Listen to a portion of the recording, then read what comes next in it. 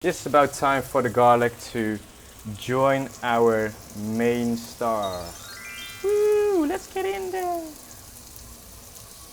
I have heard too many people, Western people, saying tofu tastes like a bland piece of soya meat. Well, this has been the last day that they will say that. Today I'm going to teach you 3 ways to make tofu taste delicious. Are you guys ready?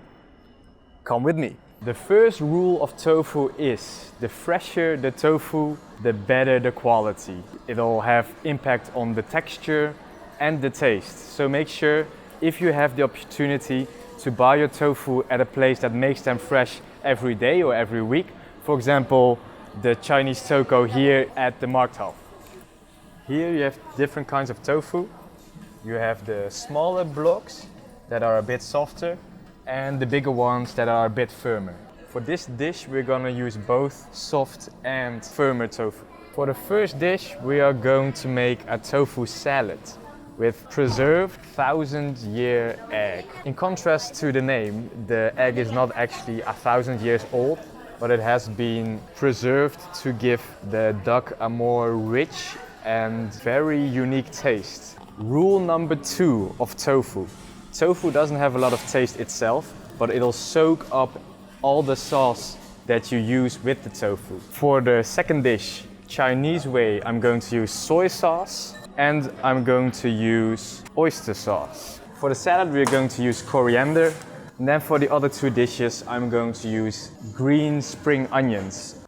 As a starter for 4 person, use about 1 small piece of tofu for the salad. Start with chopping up the tofu into blocks, just roughly, because you will be mincing this actually later on.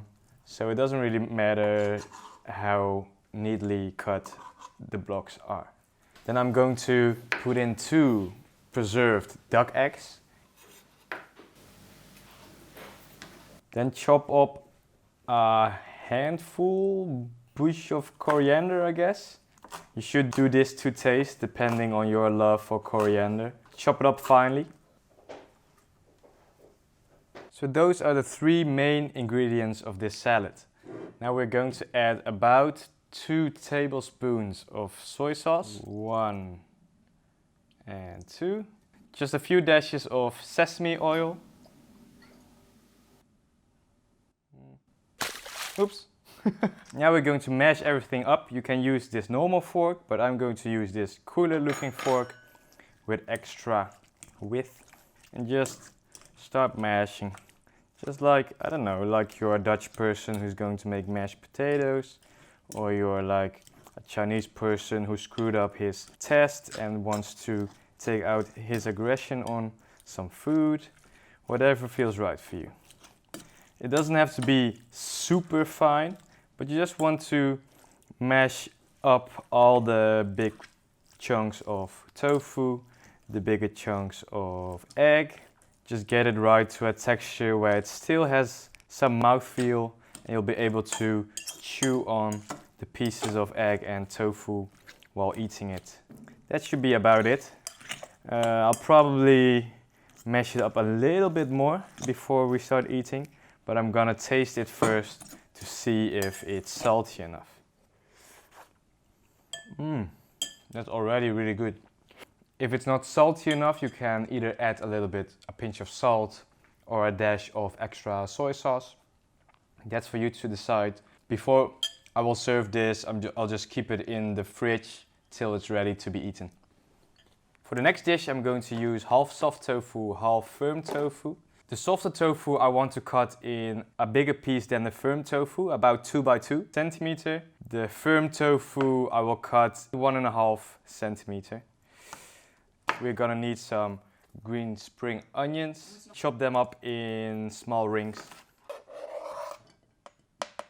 About 2 cloves of garlic. I'm just gonna mince this up.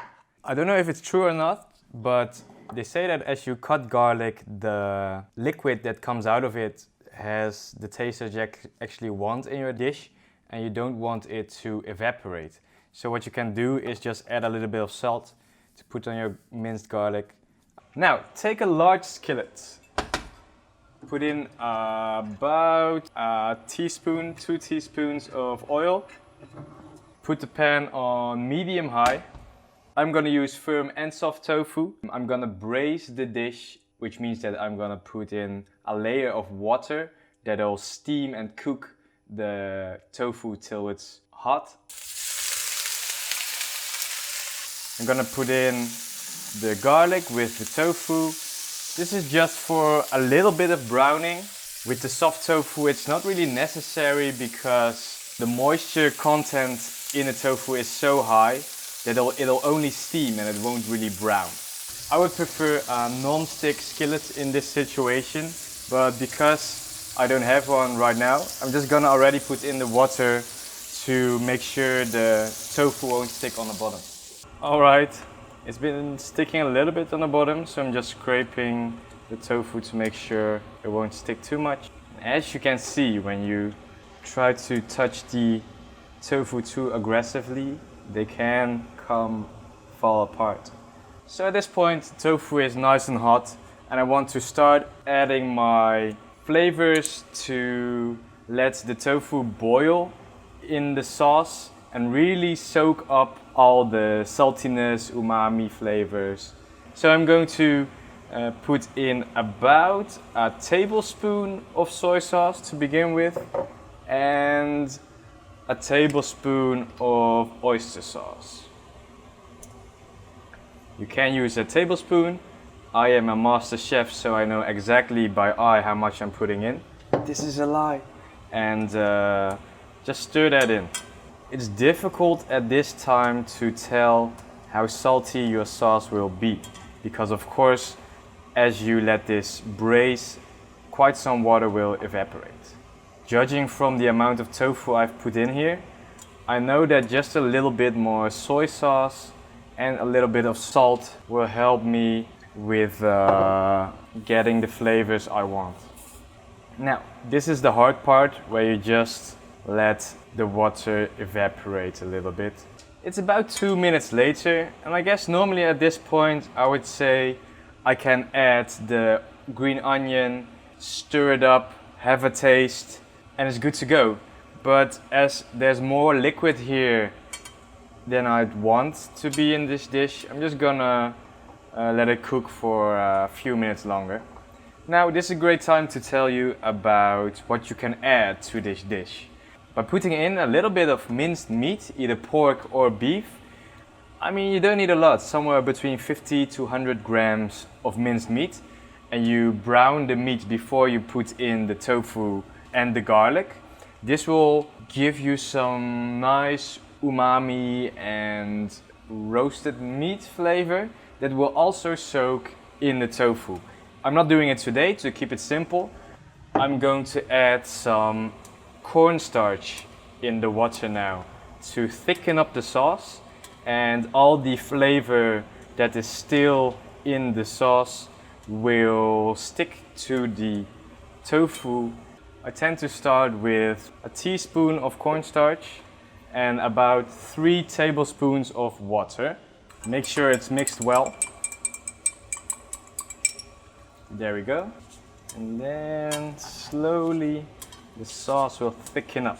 You can tell that already the sauce sticks to the tofu a little better. As I see this, I know I'll need about half a teaspoon more of cornstarch. You want to be sparse with the cornstarch. You don't want it to thicken up too much because it'll give the sauce a weird mouthfeel with the tofu. Make sure that it's enough to coat the tofu and no more than that. Add some greens in there with a stir of 2. And here you have our second dish, the braised tofu with soy sauce and oyster sauce. Let's start with our tofu salad with duck egg and coriander. First you can smell the fragrance of the sesame oil, then the saltiness of the duck egg hits you, then the soft, sweet, slightly nutty flavor of the tofu blends with the saltiness of the egg and the soy sauce rounds out the mouthfeel and the taste of this dish. Then second, we have the braised soy sauce and oyster sauce tofu. And this is the soft tofu. And all the flavors, the garlic, soy sauce, oyster sauce, is in the tofu. It has been soaked up. And as you take a bite, it explodes in your mouth. Then the firm tofu, I think. Let's try. It has more soybean flavor, but it doesn't soak in as much of the sauce as the soft tofu. In conclusion, for those who either don't like tofu or are still learning to appreciate tofu cuisine, try one of these dishes. If I had to choose one, start with the braised tofu for its easy preparation. And be open to the textures that you might experience, because chewing on tofu is different than meat and also different than vegetables or whatever. You'll learn something about tofu and something about life that you might find worth appreciating. See you next time. And here we have the finished product. Stir-fried tofu with fish sauce.